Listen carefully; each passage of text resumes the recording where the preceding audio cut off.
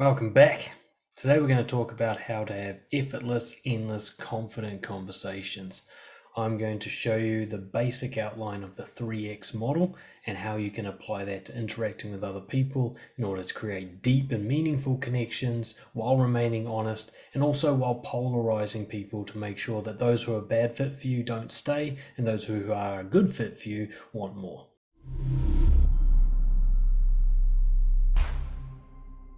The 3X model ensures that every conversation you have is unique. It's never going to be boring unless it's with somebody you don't like. And you're going to always be able to speak without anxiety, without having to think of what to say next. It'll allow you to be really present and it'll allow you to drop all those kind of manipulative techniques that you've been conditioned and programmed into using that prevent you from having real connections and friendships with people and relationships, of course. So I'm going to start with a quick overview of what the 3X model is in case you haven't heard of it or in case it's been a while since you reviewed it. It started many years ago as an exploration that I was doing into how best friends and good partners communicate with each other. So I did a lot of observation and recording of people who have a really great connection and just watching them speak with each other and how that happened. And then I would investigate with these people, dive deep through coaching techniques to find out what's going on in their mind and in the background behind what I'm seeing. And clear patterns emerged that eventually became the 3X model. So the 3X model is essentially the blueprint of how people with a great connection interact with each other. And it excludes all the extra stuff that people with a poor connection or with social anxiety or using manipulation, it excludes all the stuff that they do. So hence the name 3X model. As I observed, there's 3 phases that the people go through and they're cycling through them as they talk to each other.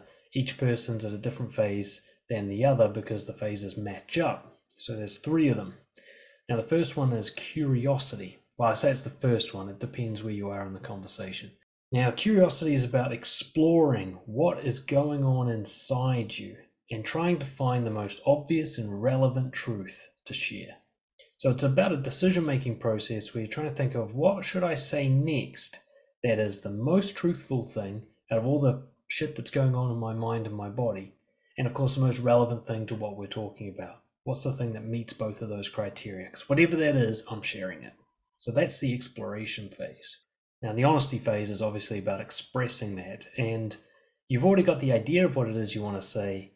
But the honesty phase is about putting it as concisely and boldly and vulnerably as you possibly can, following the powerful honesty principles that I talk about often and in the course that I'll talk about a bit later. So the key to the honesty is being as accurate and bold as possible, trying to get what you've got in your mind as clearly to the other person as you can.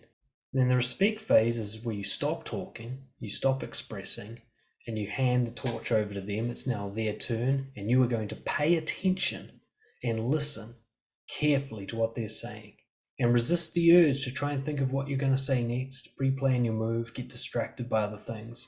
You're going to give your entire attention to them, and that's all you're going to do. You're going to become the receiving end of their message. Sounds real obvious, right? Like you just talk and listen.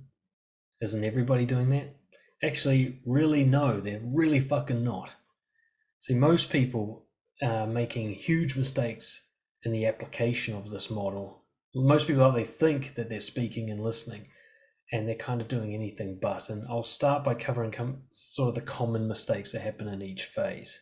So the curiosity phase is usually killed by a kind of knee-jerk reaction to whatever you had the biggest emotional response to. So as someone else is talking, maybe you took something personally, or maybe you got excited about a point, or maybe you've got your own idea that you're just desperate to share and you wish they'd shut the fuck up. It's not curious to absolutely tune out the other person and just be focused in on something that you haven't actually screened for truthfulness and accuracy. You haven't tested to see, is this really the best, most honest, accurate thing I could say? And even more common than this problem in the curiosity phase is that people try to come up with something good to say. In other words, what's the thing I can say that will manipulate this person into a certain outcome? Manipulate them into liking me, manipulate them into feeling that this conversation is comfortable, manipulate them into buying something from me. Rather than thinking of what's the truthful thing to say, they think of what's the good thing to say. And good and truthful are not the same. Good is about getting a response. Truthful is about an adherence to honesty, no matter what the cost. So generally the mistake people make in the curiosity phase is trying to say something that the other person will like to hear, or just overreacting to sporadic little reactions they had while the other person was talking. Kind of clinging to a point that you're desperate to make rather than thinking what's the best thing to say. Now, there are a lot of problems that happen in the honesty phase. I couldn't possibly cover them all today. But in general, one of the main ones is either oversharing or undersharing. Now, oversharing is not so much that you give too much depth, because there isn't actually a problem with depth. It's that you give too much information. Usually it means you're making more than one point. Okay, so I tell you a story about a friend, and then before you have a chance to respond, I tell you a story about another friend on top of that, and with two side stories that explain points from the other stories. I've now told you like 6 things, right? That's oversharing. That's too much information. Undersharing is either done with lack of quantity and quality or lack of honesty. So undersharing is like I might just ask you a question rather than making a statement about myself first. So I'm interviewing you rather than you getting a chance to speak. Or I do tell you stuff, but it's superficial, it's not what's really going on in my head, or it's significantly lacking in details and information. I'm not really telling you anything. Like if you ask me, how's my day going? I just say good, right? That's undersharing. And alongside undersharing, we have the other problem of being vague and safe. So this is about being superficial. And this is a huge problem. Most people, when they're speaking to new people or people they haven't formed a deep connection with, they're superficial. They talk about things they don't really care about. They ask questions they're not really interested in the answer to, and they just keep it nice and safe so nobody gets offended, nothing gets too intimate. And as a result, they basically have empty calories, this conversation. Like nothing actually comes of the conversation. It was a waste of fucking time. This comes from a belief that you have to build up to intimacy, that you have to kind of creep there, first starting with dishonesty and then slowly revealing bits by, over time. But simple fact is that's bullshit. That's not how connections are formed. That's how connections are prevented from forming. And in the respect phase, I'd say not paying attention in one way or another is the biggest problem. So you get lost in thought, you're distracted by your own mind, which disconnects you from the other person, or you're pre-planning and strategizing. So as they're talking, you're cherry-picking bits of information, figuring out how you're going to use that to come up with something good to say that will make them like you. You see how it's connected to the curiosity phase that comes next.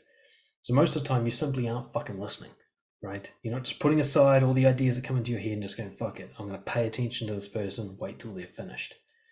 And so a lot of people who think talking and listening is really obvious, actually very poor at it. I'd say 90% of the interactions I witness between other people are superficial, damaging to connections, and unlikely to create any sort of long-term satisfaction. So don't pretend that you're already doing this, because there's a really good chance you're not. The simplest analogy I've ever come up with for a 3x conversation is a game of tennis. You serve the ball. Anywhere is fine. You're not trying to ace them. You're trying to give them something that they can hit back. At the same time, it's an honest shot. So you're not trying to manage their response. You're not trying to hit something that forces them to respond, like how some people might start a conversation with a question or sort of make a controversial statement that the other person has to respond to. You're just lobbing it, and they can hit it back if they want, or if they don't, that's fine. Like making an observation saying, God, it smells great in here today when you're in a cafe. Or going up to someone saying, I love the way you dance. And that's it. You just make an observation, hit an easy ball to them. They can respond if they want, but they're also free not to. They can leave, they can stay silent. There's no pressure. You're just going to wait for them to hit it back, because you've already hit a ball. Your turn's over, dude. This is tennis. You're not going to hit multiple balls. You're not going to keep firing stuff at them to try and make them respond. If I go through your text messages, there should never be 2 in a row from you. And more importantly, you shouldn't be texting. Get into conversation with these people in real life. But always just hit one ball and allow them to choose how they respond. You just wait. Once it comes back, only once it's bounced into your court do you decide how you're going to respond. You don't pre-plan your move while they're still swinging. Okay, you watch the ball come all the way over from them and land in your court, and then you decide how you're going to hit it back. And you're hitting it back not to win, but just to volley, just to keep the game going. But I don't mean in a superficial way. You're not just going to say something that encourages them to keep speaking and makes the game nice and easy to play, but you're also not trying to get an outcome. You're not trying to win a game here. You're just sharing so that they can share back. Back and forth you go, like 2 friends playing tennis to warm up. So in more practical, realistic terms, You initiate with an honest observation of some kind, such as, what you like about them, what you noticed about them, what you noticed about the environment that you're sharing with them. You can even be honest about why you're having a conversation with them. You might tell them something like, I came to talk to you because I wanted to work on my initiating conversation skills, or words to that effect. You never have to lie. You never have to start with a false start. You never have to make superficial, glib statements. You never have to ask tricky questions that rope someone in.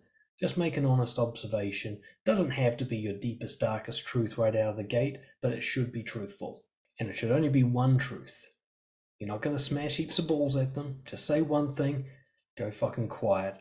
Wait for them to have their turn if they so choose. If they do respond, even if it's just a bit of body language or it's a short sentence, make sure you give them plenty of time and space to respond, your full attention, and only start to think about how you'll react to that after they're done. We only interrupt people if they're oversharing, which is an advanced skill that I'm not going to cover in this video. But if you do want to know about more advanced communication skills, you can check out my Powerful Honesty course. If you email me, dan@brojo.org, I'll just give it to you for free. Now, while they are sharing, while they are expressing themselves, you're going to be plagued by thoughts and ideas and urges, plans, ideas about how to manipulate them into liking you. And you just got to practice dropping those things and giving the person your attention again, what I call attending. So you're going to get distracted, you go, fuck, I'm distracted, stop it, attend. Not like, oh, that's a good idea, I'll hold on to that and wait for them to shut the fuck up so I can have a turn. No, you just keep, even if it's a great idea, goodbye. Even if it's an awesome thing to say, no, they're not done yet, goodbye. Trust that when they're finished and you just pause, something will occur to you to say. You don't need to pre-plan it. In fact, pre-planning it just puts you under pressure and makes it less likely that you're going to have something good to say, ironically. And when they do finally finish, pause and allow yourself to notice what's the most obvious reaction. What's the thing out of everything they said, what stood out to me the most? What am I feeling right now? What's the most relevant response that I can share with them that shows them my true reaction to what they said? Even if it's something like, I got distracted and missed what you were saying. It doesn't matter what it is as long as it's the most obviously truthful thing inside your mind. But pause and allow yourself to sift through what came up for you a little bit, just to make sure you don't do a knee-jerk reaction to something that you misunderstood early, or some sort of judgment, or something you got too excited about but it's not actually relevant. Anything where you're just like, oh, I could say that to make them like me. Like, let that go and go, nah, what's the real thing to say? I want a real connection with this person. Not tomorrow, not in 10 years, right fucking now. So I'm going to be real right now, even if it costs me this person. Right? That kind of decision making about what you're going to say next. And then, of course, you express that, and we're going around the model again. So the way you initiate a conversation is the way you continue it. The way you continue a conversation is the way you build a relationship. It's all the same thing. You just 3x your way through it. I'm still 3xing my way through my marriage. Right? I 3x my conversations with my kid. I'm not always consciously thinking about it because you do build up a skill set and a momentum with this thing. But it's good to keep checking in. Am I oversharing? Did I really listen to them? Is what I just said the most truthful thing I could have said? And constantly bringing it back. And of course, when conversations get rough, if you get into a confrontation that's getting ugly, or you get into an awkward silence, this is when you can crank the model up again. You're in the respect phase, observing something silently. You can go, okay, well, let's talk about what I've observed, right? This is an awkward silence, you might say. Or like, I've noticed that this argument's getting out of hand. We're being mean to each other. I don't want to do that. You can actually start to talk about how this thing has gotten off track, how it's derailed, and now you're back in the 3x model again. And I've found that this is a very powerful way to lead a conversation, because if you stay 3x, it's almost impossible for them not to.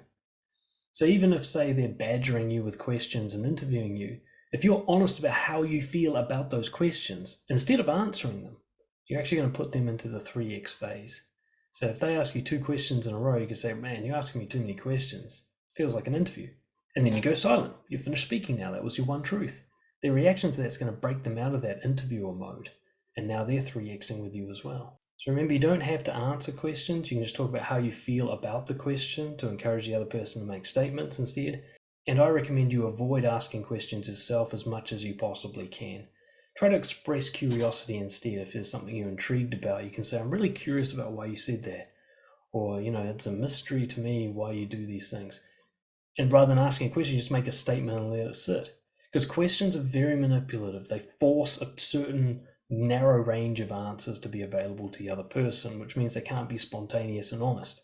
But if you just make a statement, they can go anywhere with that, which means you're going to get the most genuine response.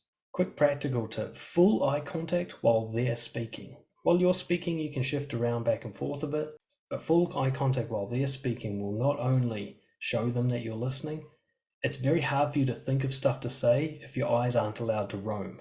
There's a kind of neurological connection between eye movement and thought. So if you're focused on one point and you're not looking up and down and left and right and all that, it's actually hard for you to interrupt and get distracted by your thoughts while you're listening. You'll just have to listen, and it's the information's going to go in a lot easier. The reason the 3X model works so that you will never ever run out of things to say is because the obstacle is the way. And what I mean by that is when it comes to the reflective exploring phases, when you're trying to think of what to say now, it doesn't matter how hard it is to think of something to say, because you can speak about that. Right, let's say you've got a blank mind, or you're very nervous, or you're worried about how they're going to react to what you say. Speak about those things. Say, my mind's gone blank. Say, I'm pretty nervous talking to you. Say, I want to tell you something, but I'm scared of how you'll react to it. And then just stop talking. That's your bit, you've shared. You see that no matter how they respond, you've always got a reaction to it that you can share with them. I once scared someone and their response was just a horrified look. So my response to that was, whoa, I can see I scared you. I didn't mean to do that. There's always something to say. When it comes to the end of the conversation, all you need to do is express how you feel about talking to them again later. You don't have to ask for a phone number or invite them on a date or say, can we be mates, like some desperate little kid. You can just say, fuck, I love that conversation, dude. I'd love to see you again. You can say, you're really interesting. I'd love to have a coffee with you sometime. Well, it's a shame we have to finish here. Maybe we can hang out again another day. You can just talk, show interest in them. That's it. Or don't if you don't feel it. So if the conversation's come to a conclusion, you're like, I'm happy with that being the last time I ever see that person. You don't necessarily have to hit them with that feedback. They didn't ask for it. But you can just say, thanks for the conversation. Getcha. And off you go. So you don't even need to use any kind of sort of seduction or manipulation to bring someone into your life. Just be honest and express it. Just follow the 3X model all the way around.